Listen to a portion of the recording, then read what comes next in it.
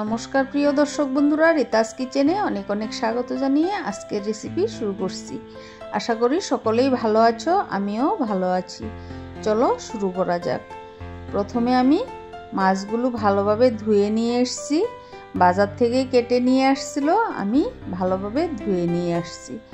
একদম টাটকা ইলিশ মাছ, এগুলো খুকা ইলিশ বলে। আমি এইভাবে কোনোদিনও রান্না করিনি, আজকেই প্রথম রান্না করব। বন্ধুরা, খেতে এত অসাধারণ হয়েছিল বলা যায় না। এই প্রথম আমি এভাবে রান্না করে খেলাম। খুব সুস্বাদু একটি মাছ, একবার তোমরা বাড়িতে বানিয়ে খেয়ে দেখবে। অপূর্ব স্বাদের মাছ এগুলো। ছোট হলে কি হবে, বড় ইলিশকেও হার মানাবে। এত টেস্টি এবং সেন্টটা এত দারুণ ছিল, বড় ইলিশের মতো একদম।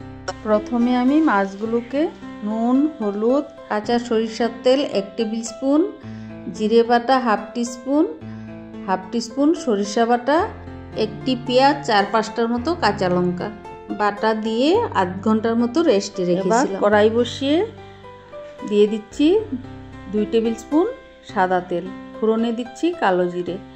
এবারে একে একে মাছগুলো বিছিয়ে দিলাম।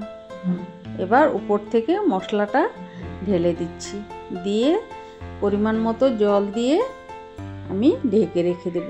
বন্ধুরা, আমার রেসিপিটি যদি তোমাদের ভালো লেগে থাকে অবশ্যই একবার বাড়িতে বানিয়ে খেয়ে দেখো, আর আমাকে অনেক অনেক সাপোর্ট করো। সাবস্ক্রাইব করে আমার পাশে থেকো। ভালো লাগলে কমেন্ট করো, লাইক করো, বন্ধুদের কাছে শেয়ার করে দিও। পরিমাণ মতো জলটা দিয়ে দিচ্ছি। জল দিয়ে প্রায় 10 থেকে 15 মিনিটের মতো আমি ঢেকে রেখে দেব। মাঝে মাঝে এপিট উপিট করে মাছগুলোকে উল্টে পাল্টে নেব, যাতে দুটা দিক সমানভাবে মাছগুলো হয়ে যায়। এবার ঢাকনা খুলে দেখলাম একদম সুন্দর সেন্ট বেরিয়েছে। দিয়ে দিচ্ছি হাফ টিস্পুনের মতো চিনি। চিনিটা দিলে স্বাদের ব্যালেন্সটা ঠিকঠাক হয়।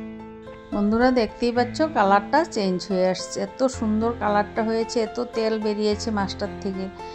এইভাবে তোমরাও একবার বাড়িতে ট্রাই করে দেখো, আর আমাকে কমেন্ট করতে ভুলো না। বন্ধুরা, একটা জিনিস খেয়াল করতে হবে, গ্যাসের ফ্লেমটা অবশ্যই লো টু মিডিয়াম করে রাখতে হবে। হাই ফ্লেমে রাখলে নিচে লেগে যাওয়ার চান্স থাকবে। তার জন্য লো টু মিডিয়াম করে রেখে রেখে মাছটাকে বানাতে হবে। 2টি কাঁচা লঙ্কা দিয়ে দিলাম, সেন্টটা যাতে ভালো আসে। এবার গরম গরম সার্ভ করে নিলাম আজকের রেসিপি, ফ্রাই ইলিশের তেল ঝাল। সবাই ভালো থেকো, সুস্থ থেকো, ধন্যবাদ।